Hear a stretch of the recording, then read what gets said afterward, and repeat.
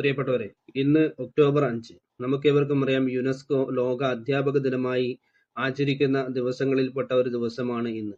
നമ്മുടെ ഭാരതീയ ദർശനത്തിൽ പറയുന്ന മാതാപിതാ ഗുരു ദൈവം എന്ന ആപ്തവാക്യം ഈ ലോകത്തിനു മുന്നിൽ നാം വെച്ച ഉത്കൃഷ്ടമായ മഹത്തായ സന്ദേശങ്ങളിൽപ്പെട്ട ഒരു സന്ദേശമാണ്. ഒരു കുഞ്ഞ് ജനിച്ചു വീഴുന്നത് ഒരു അമ്മയുടെ മടിത്തട്ടിലേക്കും ആ തൊട്ടിലിൽ കിടന്ന് വളർന്നുകൊണ്ട് അവൻ ആദ്യമായി വിദ്യ ആർജിക്കുന്നത് ആ അമ്മയുടെ മടിത്തട്ടിൽ നിന്നാണ്.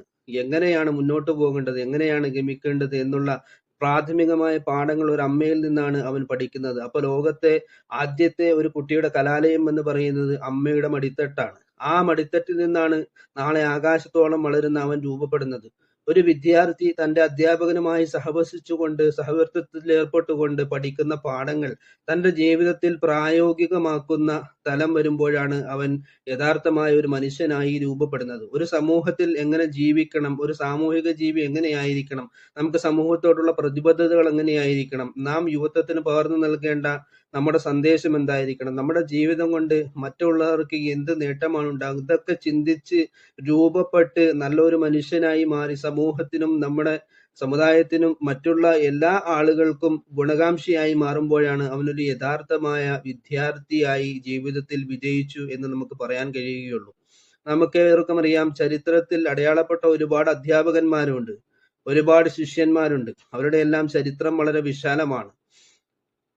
ഏതിരുന്നാലും അധ്യാപകൻ എന്ന് പറയുന്നത് നാം ഗുരുവിന്റെ സ്ഥാനത്ത് അല്ലെങ്കിൽ അധ്യാപകനെ അത്രത്തോളം മഹാത്മ്യവൽക്കരിച്ചുകൊണ്ട് കാണുന്ന നമ്മുടെ മഹത്തായ സന്ദേശം മറ്റുള്ളവരിലേക്കും പടരട്ടെ, സന്തോഷം വിടരട്ടെ, സമാധാനം ഉണ്ടാകട്ടെ.